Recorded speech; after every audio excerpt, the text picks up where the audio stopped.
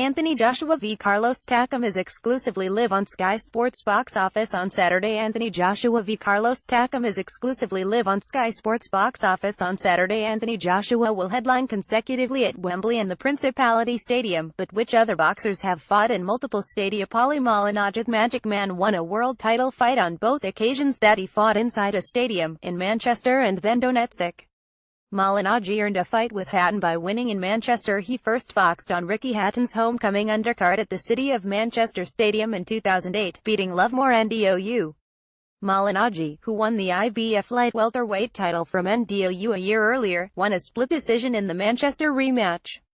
Remember Malignaggi's haircut? This victory teed up a major fight against Hatton, who beat Juan Lozcano at the City of Manchester Stadium, but Malignaggi lost their eventual meeting. Arguably Malignaggi's best win came in Ukraine's Donbas Arena, in 2012, at the home of Shakhtar Donetsk.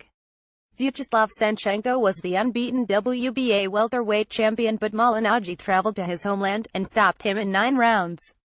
Paulie Malignaggi at WASNT. Quite a British atmosphere and nothing like fighting at a British football stadium, but it was certainly a fun experience, especially because I won a world title there, Malignaggi said. They were not a very emotional crowd, kind of cold actually. They were all there to get the result they didn't get, so I guess that's why they were so subdued. Vladimir Klitschko's sensational Wembley occasion against Joshua remains fresh in the memory, but Klitschko's first fight in a stadium came 5 years earlier, in Switzerland.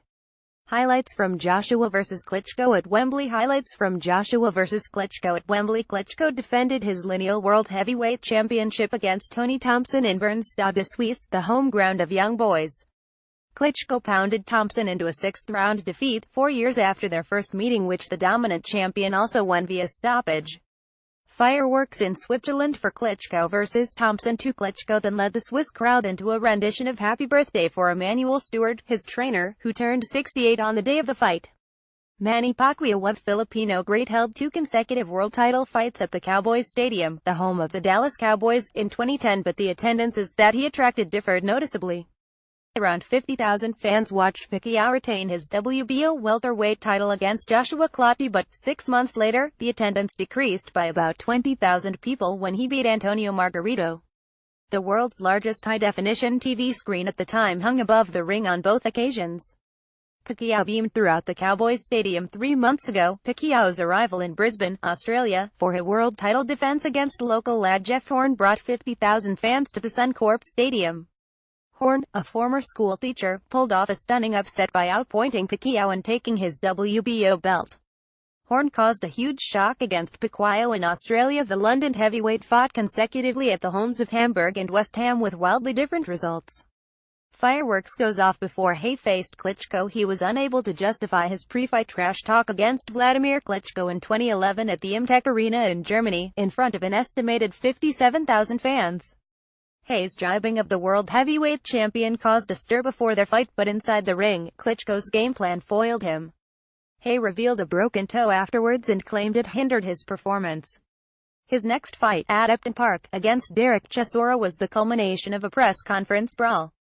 Months earlier, Chisora was arrested and had his license revoked while Hay was already unlicensed, but a fight was given the green light by the Luxembourg Boxing Federation. Hay won via 5th-round KO with 30,000 fans gathered. The London heavyweights met in their home city. The scene of Mitchell's most devastating defeat was at Upton Park, the home of his beloved West Ham, and a stone's throw from his birthplace.